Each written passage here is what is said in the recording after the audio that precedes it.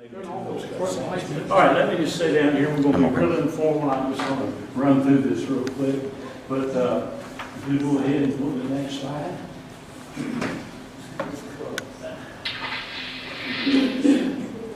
Okay. Back in 1939, and if you look and read, you'll see that, yeah, we can go back further than that. And right here, we can go back to 1914. So that's what's so interesting to me.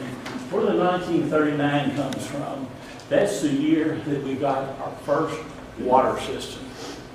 And the year that we bought the 1939, actually the chassis is 38, the Ford fire truck I'm going to show you out there. And it's a pretty big event for the city because up until then, we didn't have the most modern firefighting equipment. I'll show you here. Let's take a look at the next one.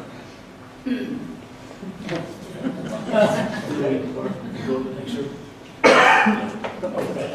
Here they say it used to have a problem. They had now. I remember Merle Compton, name that ring a bell. Merle told me sitting on his front porch one time. He said, "I remember the old bucket brigade." And I said, "Bucket brigade? Do we really have one?" He said, "Oh yeah." And he said they had a problem. I said, "What was that?" He said they couldn't keep buckets. And that's pretty tough if you're going to have a bucket brigade. You can't keep your bucket. Well, people would steal them because farmers needed buckets. Milk a cow, take the grain. I mean, you know, a lot of use for buckets. So they came up with a design that the buckets were round on the bottom. They would not stand up. They'd fall over. That stopped the stealing. Nobody, what good were they? So that worked out pretty good. They used to have hanging. Merle Cochran told me that he used to work at the Big Seven, and he told me about them having the buckets at the Big Seven, and he said, you know, they had a lot of posts up there, and he said every one of them had buckets on them, and when there was a fire alarm, people grabbed the buckets, and they had watering troughs for horses, and it was a bucket brigade.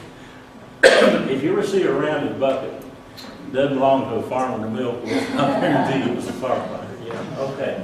All right. Next one, please. Okay. Again, this is going back to 1939, and that was a big year because that was the year that we go ahead there. Next one, and I showed you. This was the old water tower. It's been torn down. Held 50,000 gallons.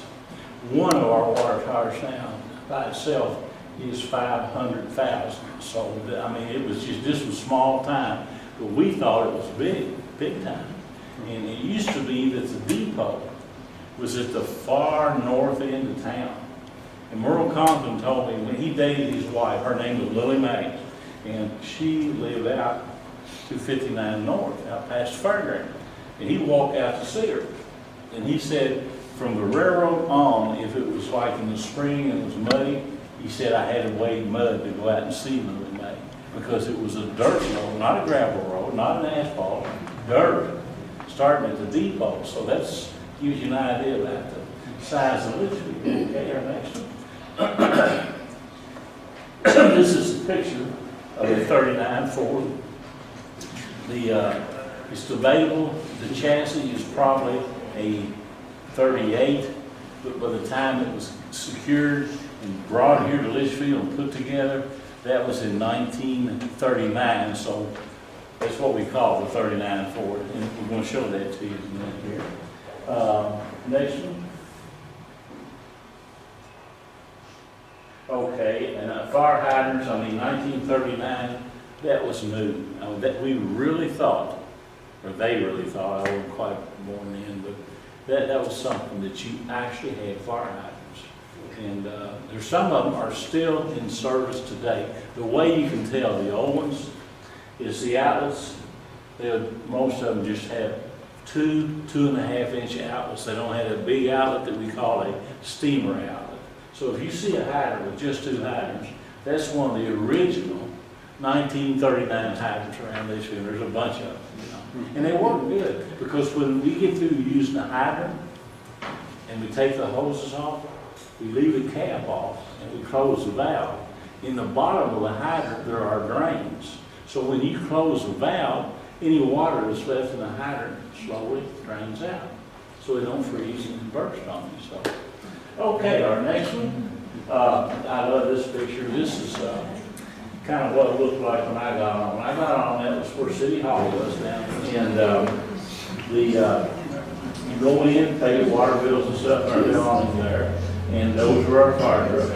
In 1970 something, we got a new fire truck, and there's some good history there too.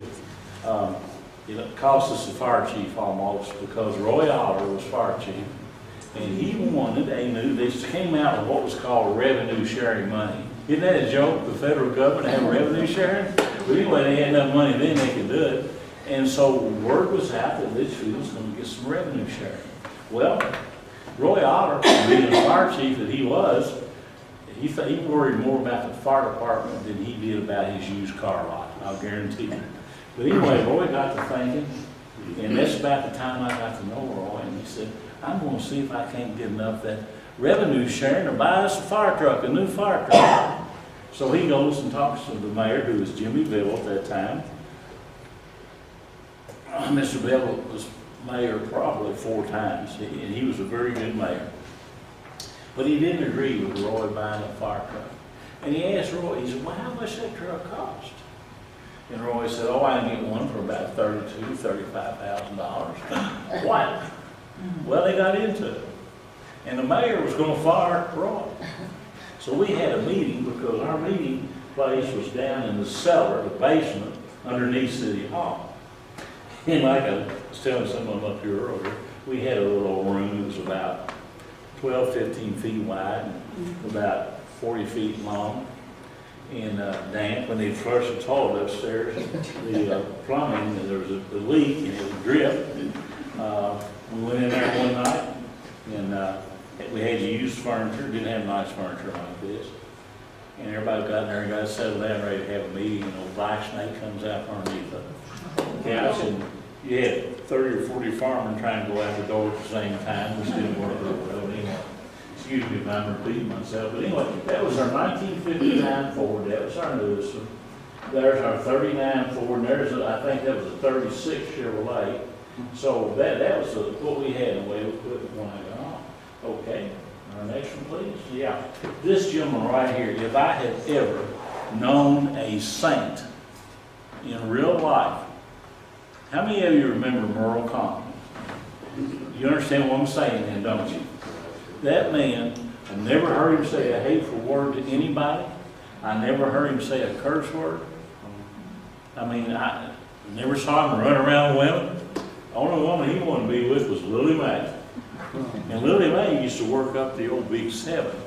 And then they didn't have cash registers downstairs. That's exactly right. They had a system of pulleys on a string. And when you pay for something, they take your money, you write a receipt, and they just tell them what it was. And that the money go upstairs, they see, okay, this was $6, we got a $10 bill, we got $4 change, here's your receipt, and they send it back down, they roll it back down, and they give it to you. And there were 7 different departments, that's where the name came from. They had groceries, they had dry goods. Somebody told me one time about, they actually had lard in 50-gallon barrels. And they get it for you. Well, as it happened, the young man that worked up there was dipping, scraping some out for somebody and fell in the 50-gallon barrel. And they rescued him, they pulled him out. Now, this is what Merle Compton told me. They pulled him out, and whoever, I think it was Ronald Hudson's dad was there then, and they said, well, I guess you'd have to throw that out. He said, well, no. He said any of the lard that got on him went, stuck to his clothes. When they pulled him out, it went with him. It's okay. And so he kept it. So I apologize for not eating that part. Anyway, Merle Compton, I'd love to sit and listen to his stories. And how many of you remember where he used to live? At nighttime, you could go by, and he'd be sitting in that little foyer, and all you could see was from the road was the top of his bald head, it'd just be shining, I'd stop there. Merle didn't go to bed before 3 or 4 or 5 o'clock in the morning, you know. But he was just one of the most interesting, good, kind Christian people that I have ever had the privilege to know. And that's why we had a cornerstone, and technically that is the Merle Compton Firehouse. Okay, our next one, please. That's a good one, isn't it? Okay.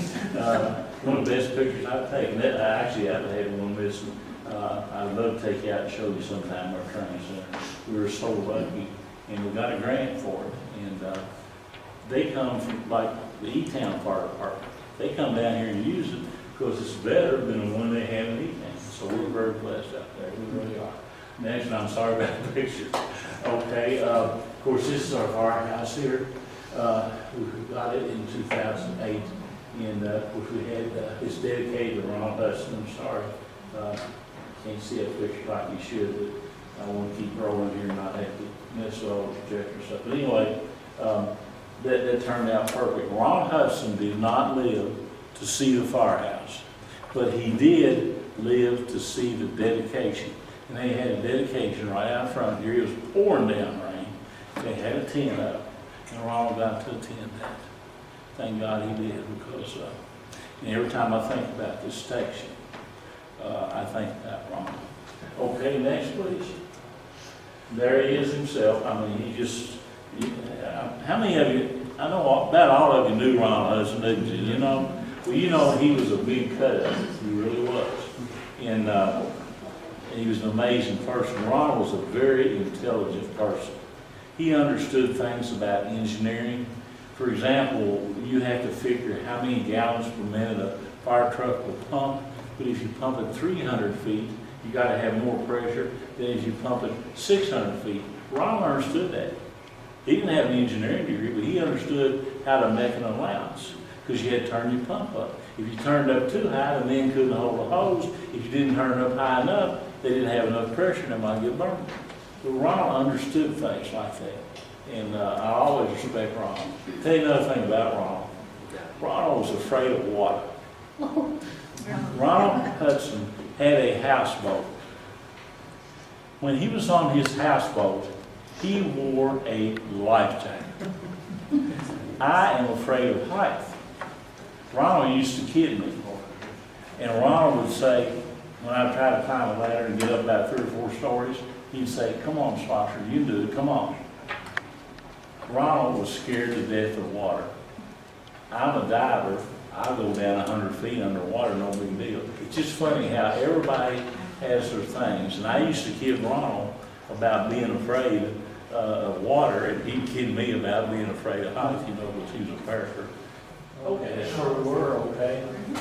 Now, this was, it's a dedication of our firehouse, and by that time, Ron had passed on. I wish he could live to see this, but Moon and Tony were very, very close to Ronald, and they had a celebration and dedication.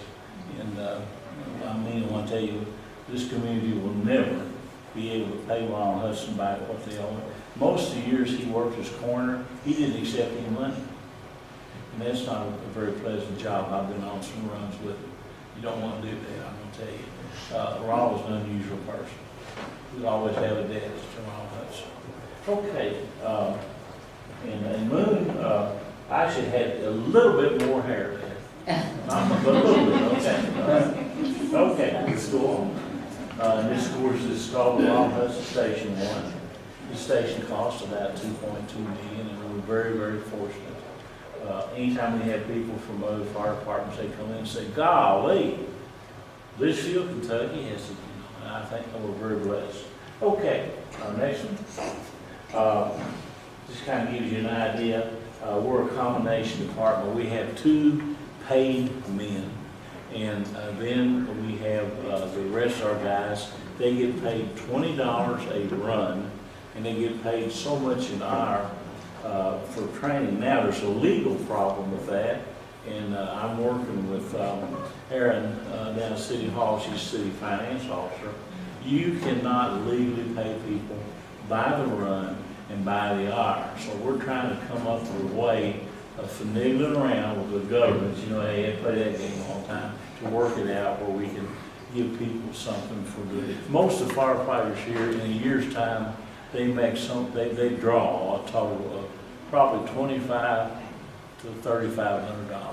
So we're a combination from the standpoint that we don't have any volunteers. We get paid for what we do. But I mean, you can't make a living, you can't live on that much a year. But there's actually three ways you can do it. You can get no pay at all. You can get paid for some things by the run and whatnot, or you can be paid strictly by the hour. And we're sort of in the middle category, actually. Okay, let's go ahead. And that's a list that's kind of outdated now. We put on, our numbers go up to like 665 now because some of these people have retired. There was a couple of them that's passed away. Next one, please. These are just some certifications. To be a firefighter, a volunteer, you have to be certified by the state. That takes 150 hours of training. You have to take certain classes. And that's one way. If you're going to be a full-time firefighter, then you have to have 400 hours to be certified and classified as a professional, or what to say, a career firefighter. Dorothy, like you were talking about, he was a career firefighter, right? Exactly. So that's part of the difference as far as the state goes. Okay, our next one, please. This is Marty Stevenson. Most of our officers especially have Firefighter 1 and Firefighter 2. To do that, you have to take certain courses. Then you have to go. I did mine up at E-Town. I did it when I was still in my 50s. And I had to get the jaws of life out myself and show them I could operate them and use them. I had to climb up a ladder, I think 4 stories, take a hug. You had to do physical things. And they had about 10 or 12 different things, and you didn't know which one you were going to get. You may have to crawl through a smoke-filled room and find somebody, like they have a mannequin, you had to find them. But if you get that, you've got what's called Firefighter 1 and Firefighter 2. Okay, next one, please. Yeah, there's Firefighter 2, that's hard, it's okay. Next one. And that's the train chart at E-Town, some of the things you had to do. Next one. This is our new fire truck, last one we bought, and there are a lot of skills here. We have some people, I use Ben Ward as an example. Ben is 72 years old, he's a pretty good truck driver. So when we get on a fire scene, I don't say, Ben, put an air pack on and go in and crawl around and find the victim. I say, Ben, put the truck on a hydrant and get us some water. He does it. So there's a place for everybody on the fire department. And that's what kind of makes us a family and makes us a team. Okay, let's go to our next. We have Scuba Divers. We have a team. We have had as many as 12. And we've been down to as many as 4 or 5. It's a very difficult thing to do. I remember when I found my first body as a scuba diver. Now, scuba diving, looking for bodies, they call it recovery and rescue. We don't rescue anybody. I've never rescued anybody out of the water. I found a bunch of bodies. And in our water around here, you cannot see the body. You have to feel it. And the first body that I recovered was a 12 or 13-year-old little boy who had turned a tractor over on him and was pinned underneath it. The wheels of the tractor were still visible. So I knew right where he was, so I got a tang on. I don't even got a tang on. I just went down and I found his feet. I'll never forget, couldn't see him, but I could feel the end of his tennis shoes. And why that sticks in my mind so clearly is the weekend before that, my wife and I had gone, and I had a daughter the same age, and we bought her a pair of tennis shoes. And every time we got the little boy out of the water, and his family was up on the bank, I'll never forget, they were crying, carrying on, bless their hearts. But I had never forgot how that felt to touch that little boy. And we've got guys, and those are hard things to do. We try to have chaplains who are really counselors. And if a guy needs to talk about something, we've got people trained to talk about it, and help get because they can kind of haunt you sometimes. And but you try to concentrate on the people that you've been able to help. And the way I look at like that little boy, I couldn't save his life, but at least I could get his body. out from underneath that tractor and give some relief to his family, you know. So you do what you can. And but psychologically, it's tough, and that's really what fire department chaplains do. I think we ought to call them fire department counselors, because it's really, you know, we really need them, and we've been lucky to have them over the years. Okay, of course that's our dive team. Okay, in fact we had our dive team with the boat in the water while we go down at Evelyn, because they didn't know if there's anybody in the car or not. I don't know yet. We'll find out. These are just some things, hazard to atmosphere. This is air. It's a mask. It's very much like a scuba, but instead of just having a little part go, it goes all over your face. One time, years ago, Gene Tilford thought, I wonder if we could use one of those to dive with. And he took it down to the lake and tried to dive with it. It did not work, okay? But we tried anything before we learned better, you know. But the black smoke kills more people than fire. And that's why smoke detectors are so important.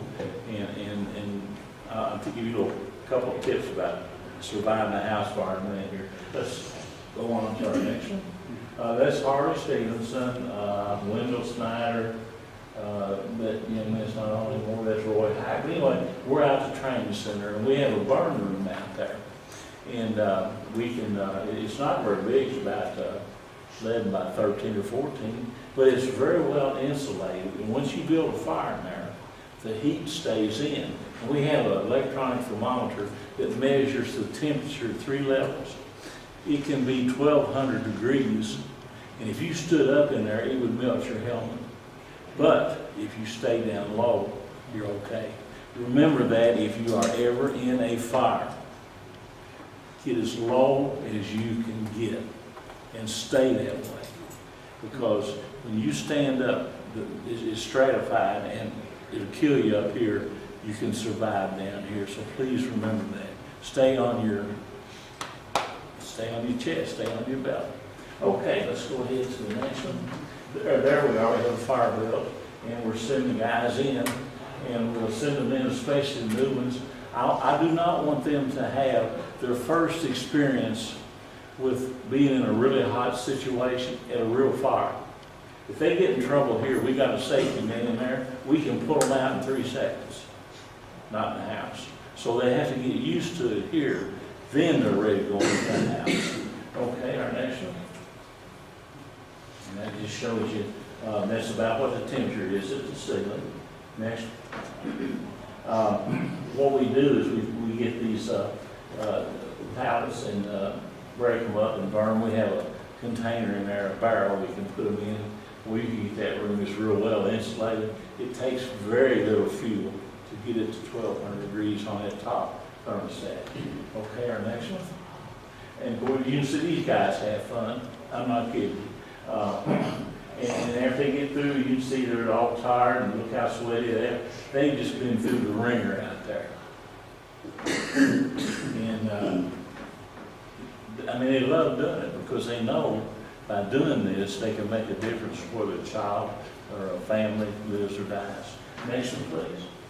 Again, we also train on fires, automobile fires. This one is a car, and there's some little secrets when you approach a vehicle that's on fire, and we try to train. For example, you really don't want to approach from the front or the back because cars today have shock absorbers on the bumpers. Those bumpers have those shock absorbers have gas in them. When they get heated up, they build up pressure, and those bumpers will blow off sometime. And there's been cases of firefighters having a leg taken off. And that's how dangerous it can be. So we train our guys. Don't come in from the opposite side of the bumper. Go at an angle. That's one little thing, you know. But this is just for training. We've got a school bus out there. God forbid we don't want to have a school bus accident, but if we do, we're going to be called and we're going to be ready. Okay, here's that's Tim Duloc. I wish you could hit that bottom light over there. And I think we're just sitting here right now. Everybody's eyes is adjusted. Maybe we can, see if we can. Okay. Hey, hi, Golly.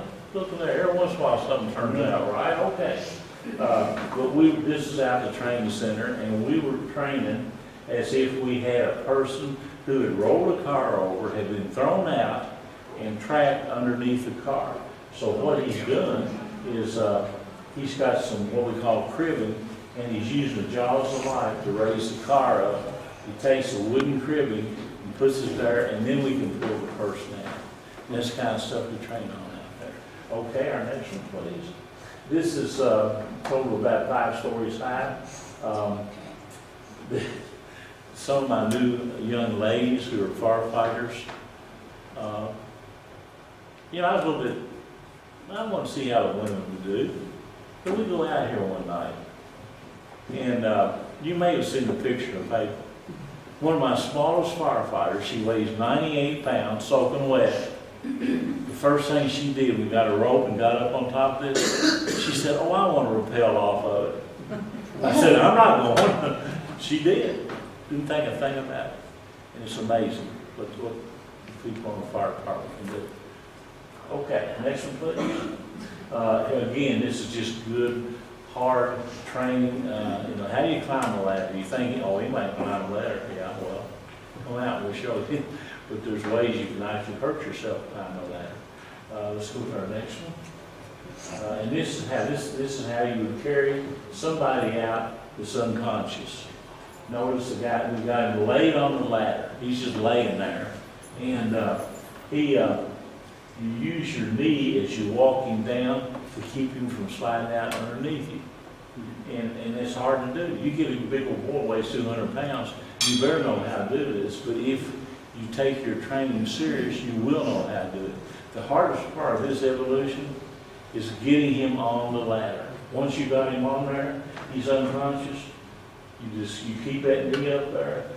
And he may not think it's very pleasant. It may be a little bit unpleasant for him. But as long as you got your knee there, he's not going anywhere. So those are things, and everybody has to learn that. Male, female, I don't care. If you're going to be a firefighter, this is part of your training. Our next one, please. Ventilation. You know, some people say, all firefighters want to do is break out windows and cut holes in the roof. What is the reason for that? That's how we get the heat out of the house. We can put water in there. That reduces the heat. Does a lot of damage too. By cutting a hole in the roof and then in the ceiling down below, we can let the heat out. We try to find where the fire is, a hot spot, and then we get on the roof and go straight down. You make an opening, usually 4x4, punch a hole in the ceiling, and then we can let the air, the hot, superheated air. And again, you're talking air, 12, 13, 1400 degrees. Okay, so what we're doing there is called ventilation. Here, this is out by the Lee's farm out there. They gave us this house to burn. And we had ventilated, and you see where it's coming through the roof. That was a really good house burn. Next one, please. There's another side of it, and this time we had probably a half a dozen burns. Oh, and we had one guy went to the hospital that day. Dane Joe Allen's about like me. He's jinxed. He's had a broken leg. I had a broken leg. He was inside this house, and he'd been burning for a while, and then we were kind of wrapping things up, and he was kind of hot and tired, so he took his helmet off. A piece of hot black tar dripped down on that old bald head of his, and you can still see the scar today. We had seen in the hospital. So this is a thing that's dangerous, and it really is. Okay, our next one, please. Again, automobile accidents. LODD is called line of duty death. Today, if a firefighter is killed, his family will receive a total of about $325,000 from the federal government. Same way the police officer, paramedics, jailers, anybody make those lines of work. There's an act by the federal government that in fact, you all remember Steve Hutchison that got killed, deputy sheriff, constable. Okay, his family got that money, and Ronald Hudson made sure they did. Ronald was the one that handled his claim because he and Ronald were very close. and he got his claim, and his family got that. And thank God for that. Okay, our next one, please. Again, these are some things, the jaws of life. Before we got to jaws, all we had to get people out of the car, we had hacksaws. Yeah, we'll take the roof off, let me cut the front pillars, the door pillars, the back pillars. Well, you know, you bled to death or died from shock before we got you out. Well, then came some things called the jaws of life. We cut a top off a car in about 5 minutes. We didn't pop a door open. It would take us 10 or 15 minutes to get open. These are wonderful things. We got 3 sets of them on 3 different apparatus. Part of them are down there and part of them are up here, because we never know when or where we need them. Okay, our next one. Yeah, here's an interesting fact. When I first got on, most of our runs were literally houses that were on fire. And every once in a while, we got called to a wreck. Now, it's just, it's the opposite. I would say, I'm going to show you something over here in a minute, but it's just turned around dramatically. When you hear us going out, don't necessarily think there's something on fire. It very well could be somebody's trapped, just like they went out today. Nothing was on fire, but a car went in the water, and they needed us to find out, you know, if somebody was in it and then to recover. Okay, next one. Again, this is a training session. Right in the middle of our training session, we had a wreck, and somebody was trapped. We grabbed all our stuff, went to the wreck, got the people out. EMS was there, they loaded them up, and back finish our training. And stuff, training is so important, so important. Next one, please. Okay, this is a newer fire truck. This one was $225,000, and we'll pump up to 1,250 gallons a minute, and it carries a tank that would have about 1,500 gallons. You know, you don't flow 1,250 gallons a minute. You open up most of those hose lines, you're going to flow 100 gallons a minute. So you've got plenty of water, plenty of pressure, and then if you need to go to a hydrant, you can. You know, we can take probably 4,000 gallons or more without ever hooking up the hydrant, because we've got tanks that are big enough.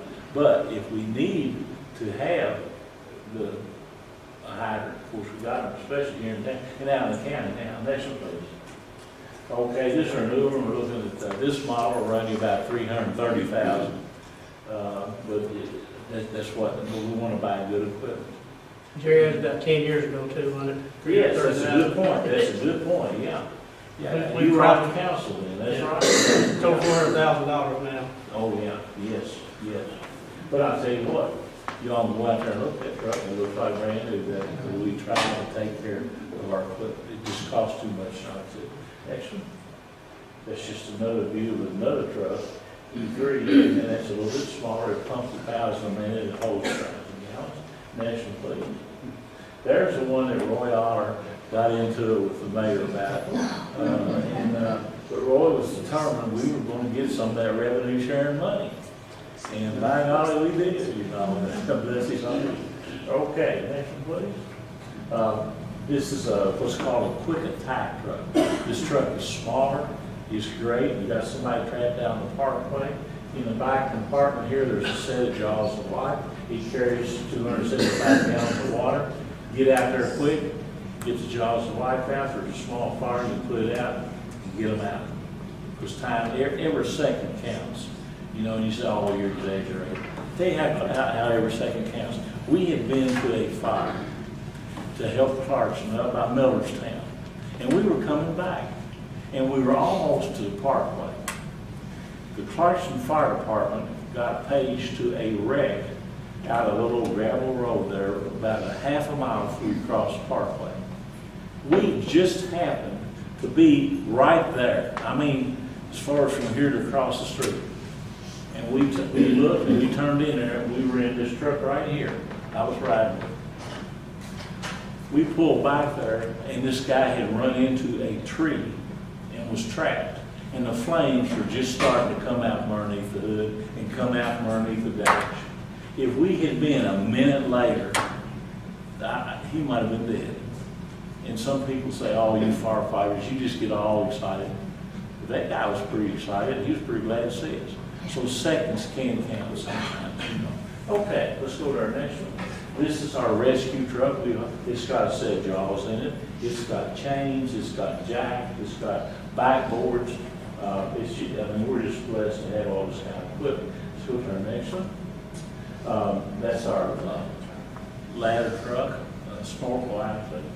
And like I say, it's in good shape, but it is a 43-year-old piece of equipment. And we may want to look at maybe buying another piece of used. A new one like that costs $750,000 or more of $1 million. We don't need that. We don't use it that often. But we probably need something a little bit newer than 43 years. Now, let's put it this way.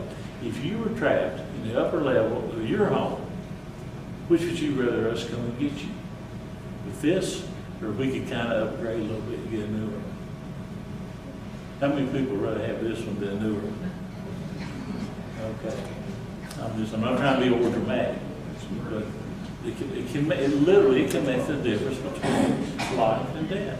How tall, Jerry, is the tallest building in the county? Do you know? I believe it's either the hospital or the senior citizens apartment building down there.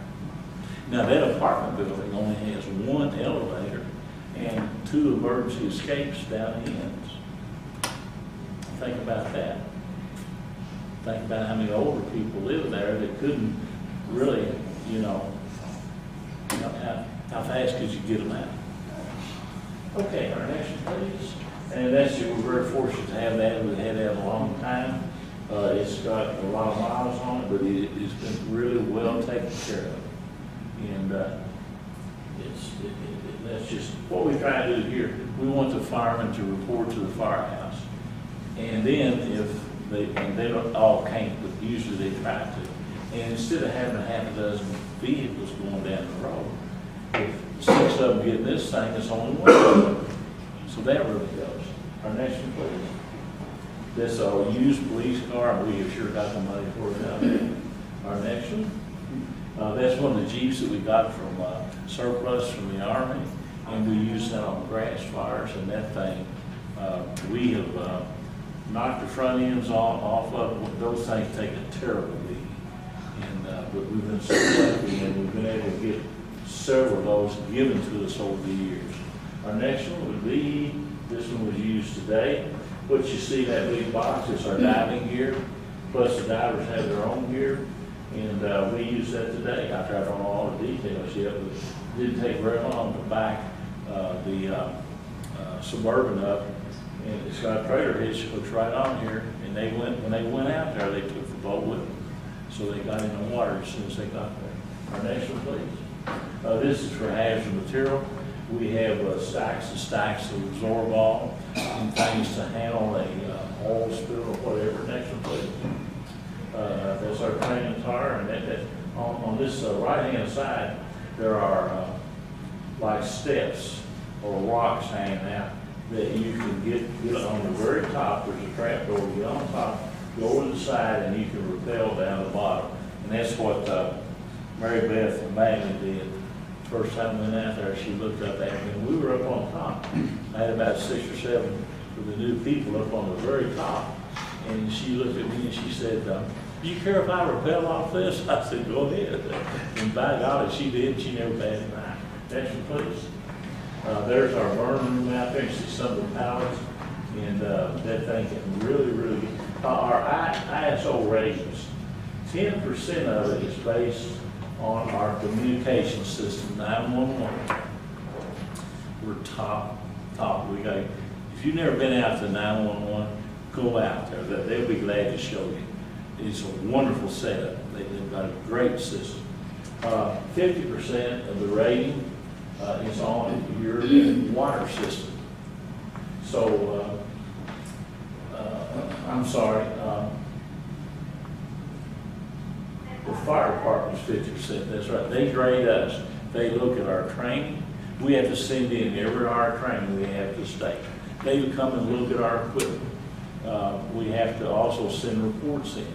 So they look at the fire protection you have, And then, they look at the water system that you have in your town. And we are blessed, we have a good water system, we have good water program. So that's how they decide how to rank Leitchfield as a class 4, class 5, class 6. Next one, please. Again, this shows our new truck, $330,000 on sale. That's been a few years ago. Next one, please. These are, again, are just some things, talking about how bad it is to have you lay at home and you hear a siren go out and you don't think much about it. But somebody might be fighting for their life. They may be having a heart attack, a stroke. They may be in this bedroom upstairs for a smoke coming out. So you just never know. The whole idea is to try to protect people, protect their homes and property. Let's go get it. And of course, here's again, you never know. And you have to learn to ventilate. If you can get all that heat out of that house, it's not going to spread vertically, it's going to go out like a flu. And that's called ventilation. But you have to know how to do it, because if you do it wrong, and you've got firefighters in there trying to find people, you could kill those firefighters. So you have to know how to ventilate properly. Next one, please.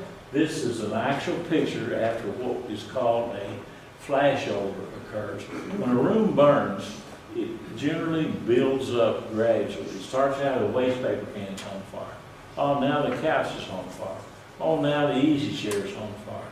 And it keeps going and going and going to the whole room, and it tends to just light up all at once.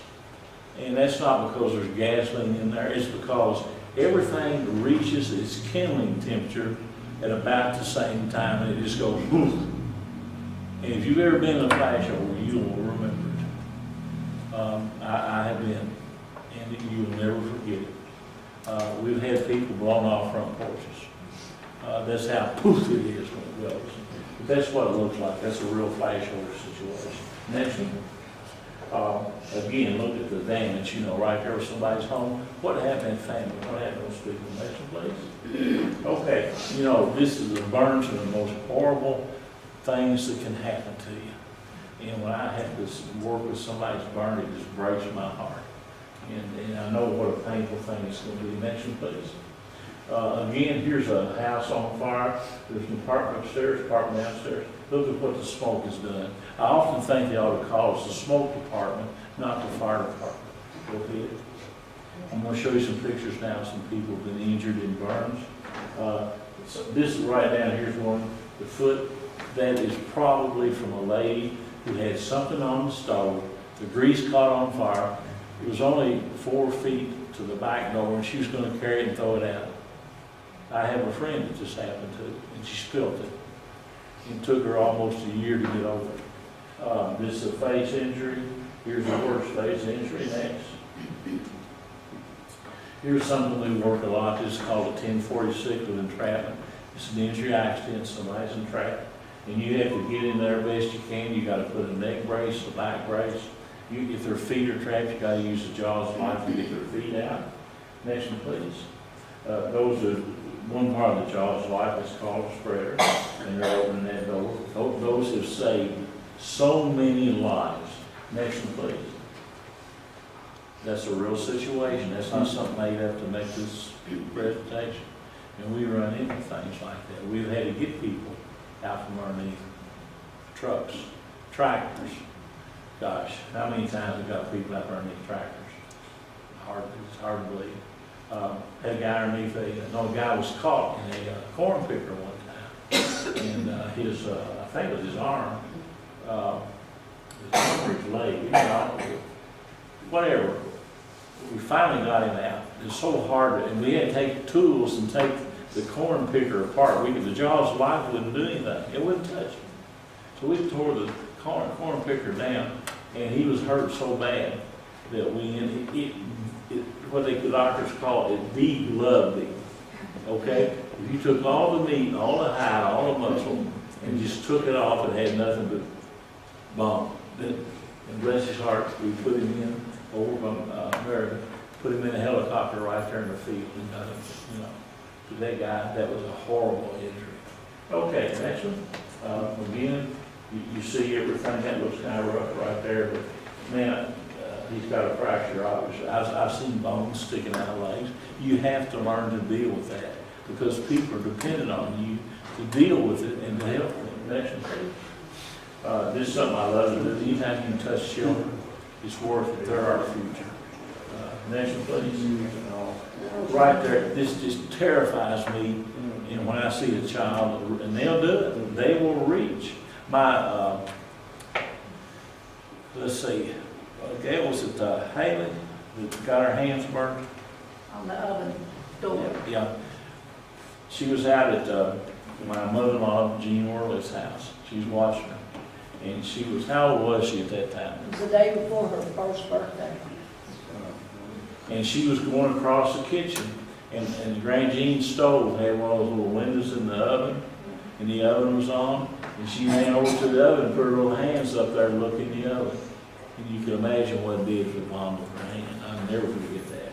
So, you think about children. Okay, next one, please. Again, we do what we can. We work together. I'm going to tell you something that's really neat.